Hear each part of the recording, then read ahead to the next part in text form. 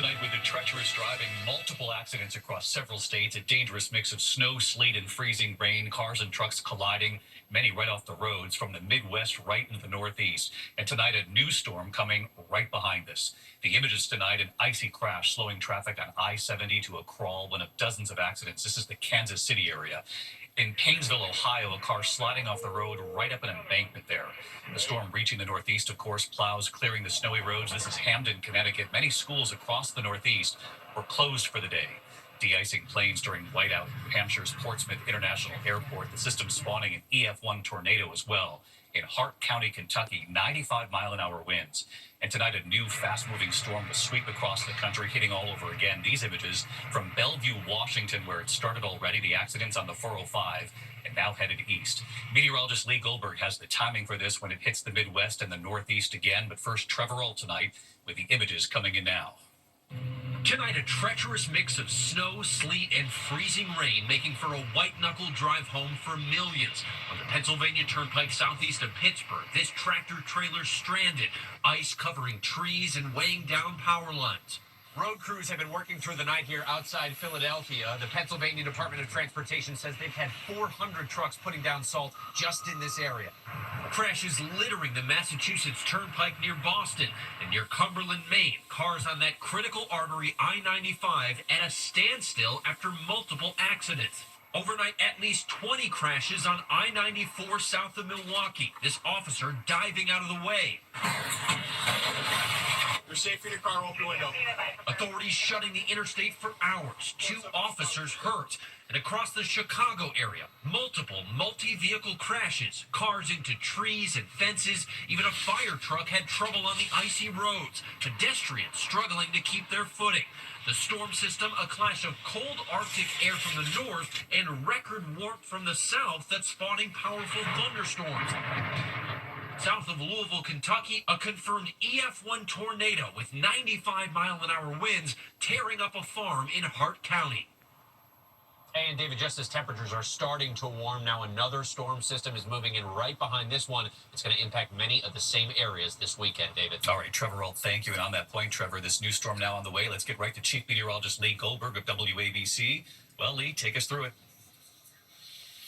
David, you can't sleep on this pattern. It's an assembly line of storms in the west, and they're racing across the country. So the icy mix that's leaving the Northeast tonight, there's already winter storm watches for the weekend storm from New York City to Hartford to Boston. Now, that storm is slamming the west coast right now. There's heavy rain north of San Francisco, flood watches. Some of that rain's creeping down through Southern California. There could be several feet of snow in the Sea Area and the Rockies. So that moves out and tracks toward the upper Midwest, and that'll be there by late Friday night and into early Saturday morning. There could be upwards of 6 inches in the Twin Cities. And then it's on to the Northeast. Come later Saturday and Saturday night, snow moves in, a mix to the south. Could be several inches on the I-95 corridor. David, there are 2 more storms next week.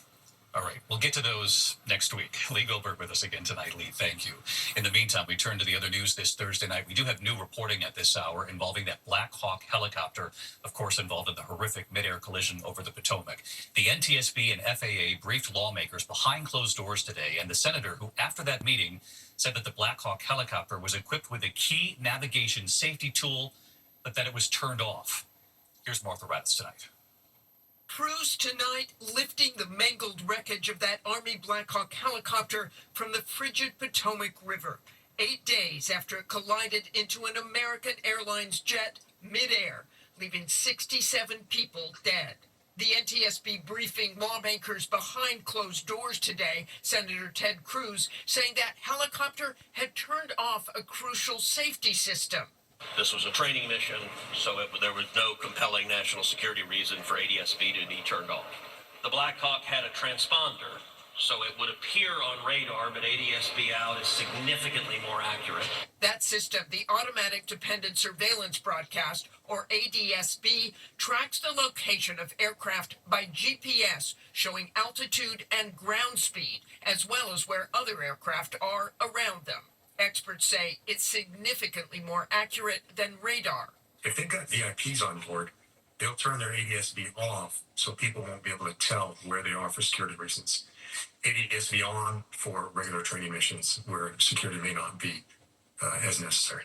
Investigators say that Army helicopter was flying above the maximum 200-foot altitude when it slammed into the plane as it made its final approach to Reagan National Airport. And tonight, the NTSB saying preliminary data confirms the pilots of that Black Hawk were wearing night vision goggles at the time of the crash, which experts say can make flying over city lights challenging. The ADSB and the night vision goggles are all part of the investigation, but a key question is why the Black Hawk pilots said they had the passenger plane in sight visually when clearly they did not. And the FAA now reviewing all airports with high volume of helicopter and airplane traffic. David? Martha Raddatz with the late reporting for us. Martha, thank you. Tonight, the new developments just hours before this midnight deadline for millions of federal workers to take a buyout or risk being fired. A federal judge now putting President Trump's plan on hold until at least Monday. Unions filing to stop it, calling it unlawful. Today, President Trump praising Elon Musk, who helped engineer the plan. The president saying Musk is very good at helping the government cut costs. That email sent to federal workers titled Fork in the Road, suggesting take the buyout or risk being cut. Here's our senior political correspondent, Rachel Scott, tonight. Tonight, just hours from the midnight deadline, a federal judge putting President Trump's buyout offer for 2 million federal workers on hold after unions called it arbitrary and unlawful. The White House says the ruling just gives workers more time to take advantage of what they call a once-in-a-lifetime offer. It's going to save the American people tens of millions of dollars, and we encourage federal workers in this city to accept the very generous offer. It's been 9 days since federal workers received this email with a stark choice: resign now and be paid through September, or run the risk of being laid off. The email's title, Fork in the Road, the same one billionaire Elon Musk used when he slashed the workforce at Twitter. Sharia Smith, a civil rights attorney at the Department of Education and a union official, calls the offer insulting. Members of this administration think so little of us and our commitment to the public that we would take an offer like this and end our careers to the public. But the administration says more than 60,000 government workers have taken the buyout deal. We spoke with one of them who did not want to be identified. I kind of debated it for the night, and I was like, should I do it? Should I not do it? And then I finally did respond for resign, and then I just waited. His email was acknowledged, but since then, confusion and frustration. And so I thought, okay, well, I'll wait maybe a day or two. I'll hear from somebody, and then nothing. Dead silent. I would go to my computer and check, thinking, well, maybe it's late at night and they're working, and nothing would come. And then I was like nervous. Sharia Smith says workers should not count on this deal. I don't trust it at all. Today, President Trump heaping praise on Musk and his overall mission to cut costs. Elon Musk is helping us on it. He's pretty good. He's pretty good at it. Musk and his team digging into federal agencies over the weekend, taking over USAID, the relief agency that helped an estimated 32 million children suffering malnutrition and brought food, water, shelter, and health care to victims of natural disasters. Tonight, sources tell us USAID's global workforce will soon be reduced from roughly 14,000 people to fewer than 300 employees. An internal email shared with ABC News shows just 12 employees to be assigned to the entire continent of Africa and only 21 to the whole Middle East. And David, back to those buyouts, the judge will hold another hearing on Monday. The administration insisting tonight that this program has not been blocked or canceled, but layoffs are on the horizon. Health agencies, including the CDC, have been asked to rank their newest employees, David. Rachel Scott at the White House tonight. Rachel, thank you. Tonight, President Trump defending his proposal for Gaza after declaring the U.S. would own it. The president saying the Palestinians would leave and that Egypt and Jordan would take them in. Tonight, what Egypt is now saying about this, the president saying of the plan, people love it. And tonight, ABC News learning some of the president's top advisors were caught off guard by this. Here's our chief White House correspondent, Barry Bruce, tonight. Tonight, amid growing questions and outrage, President Trump defending his announcement that the U.S. would, quote, own Gaza. I hope my greatest legacy when it's all finished will be known as a peacemaker. Trump writing on social media the Gaza Strip would be turned over to the United States by Israel at the conclusion of the fighting, after Palestinians were resettled in far safer and more beautiful communities with new and modern homes in the region. What Trump hasn't said, what authority does the U.S. have to take over this sovereign territory? Who would pay for rebuilding? The White House insists it won't be the U.S. And who would ultimately govern Gaza and live there? Trump initially said it was his intention to remove Palestinians from Gaza permanently. The White House then walking that back, saying it would be temporary. The president suggesting Jordan and Egypt would take the Palestinians. But Egypt today completely rejecting that idea, calling Trump's plan a blatant violation of international law, saying Egypt will not be a part of it.